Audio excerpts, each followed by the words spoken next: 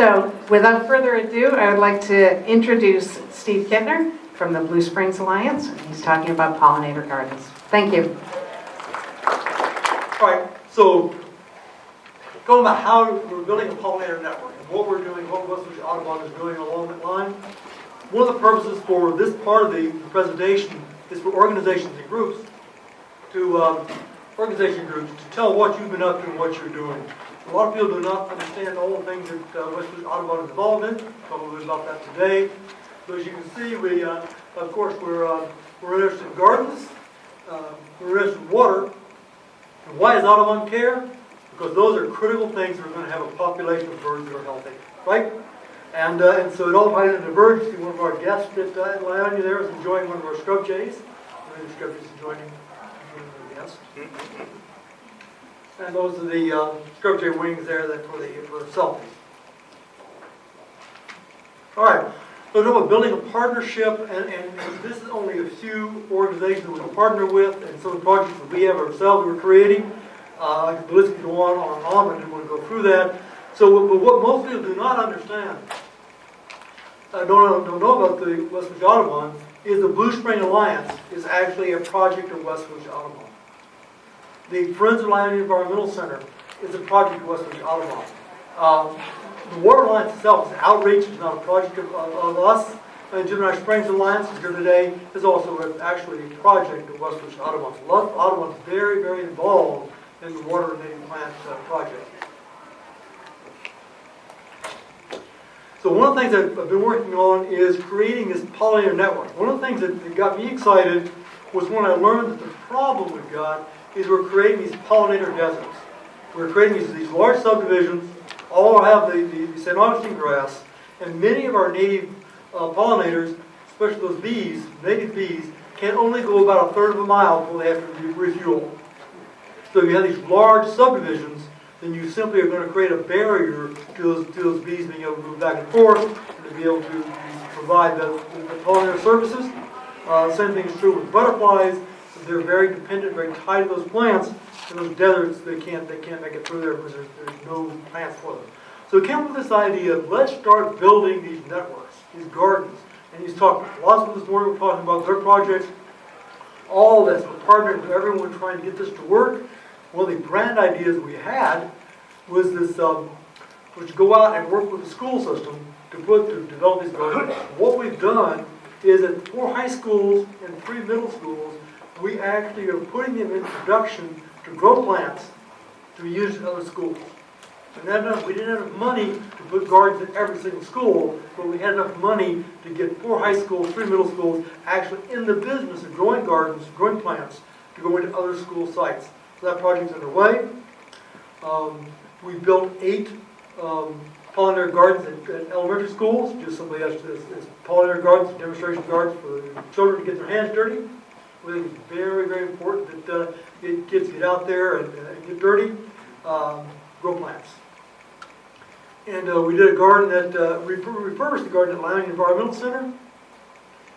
That's doing very, very well. It's a very nice demonstration garden. You saw that very first picture with our group and the Sophia Wings are in the part of the garden.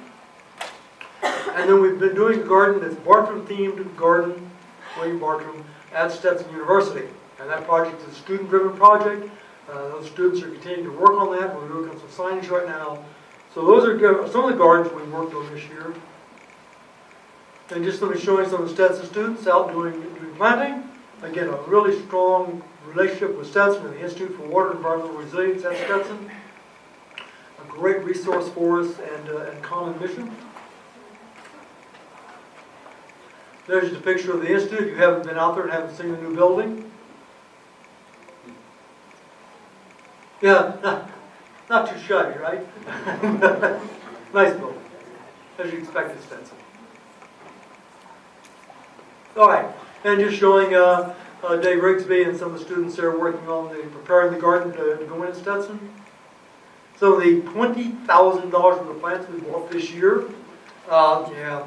And Michael's back there. We hauled a few plants, right, Michael? Yeah. Michael's back there, my partner, getting these things done.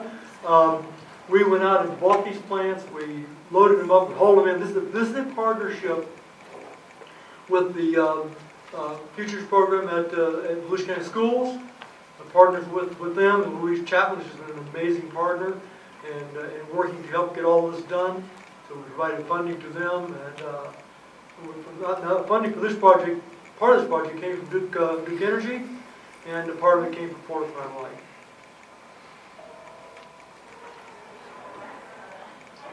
All right, and then just showing this, some of the gardens that we've done as they've gone in. Talk about it up front. The top gardens up there are ones at Lyonia, and the ones at the bottom are ones at some of the 8 different gardens we did at elementary schools. And again, I talked to some of the teachers, and the gardens survived the summer, one of our concerns when schools are closed. But they had somebody, every school had somebody in charge of it, and they're coming out well. They've got gardens going on this fall, so that's a great part of the project. And we do some of the things that we do, some of the outreach stuff we do. We do the Water Symposium, Water Festival, or projects that West Ottawa participates in. We do the Wildfire Festival, and we do a Wildlife Festival at Lyonia Environmental Center. So these are some of the few projects we work on. And those of you who know about the Water Festival, coming up in April of next year, once again in downtown DeLand. And one of our big features there are the live mermaids. And so you will see the mermaids there in the picture. That has been a huge draw in getting people to come out. I think you figured this out. We do 2 things. We do the symposium, which is for folks like you who are already interested and want to learn more. And the festival is a street party. We close down a block in downtown DeLand, and we have a party, and that's for everybody to come. We had 2,500 people show up last year to the festival. We're hoping to continue to grow each year. It's a way to introduce these concepts to more and more people.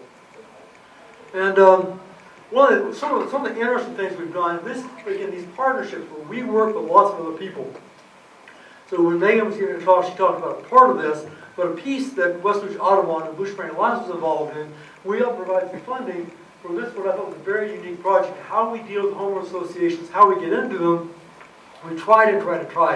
And we came up with this idea of how do we reach the homeowners associations themselves. And what we did is we provided a free lunch for the people who came, the landscape managers, the board members came for a free lunch to learn about forest and landscaping, and we had 70 people show up, right?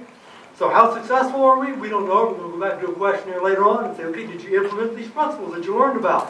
Which is one of the many things we're trying to do to creatively, simply, friendly, encouraging, not enforcing. I'm retired now. We thought that was a great idea, great project. And done with partners with Green Volusia, with IFAS, and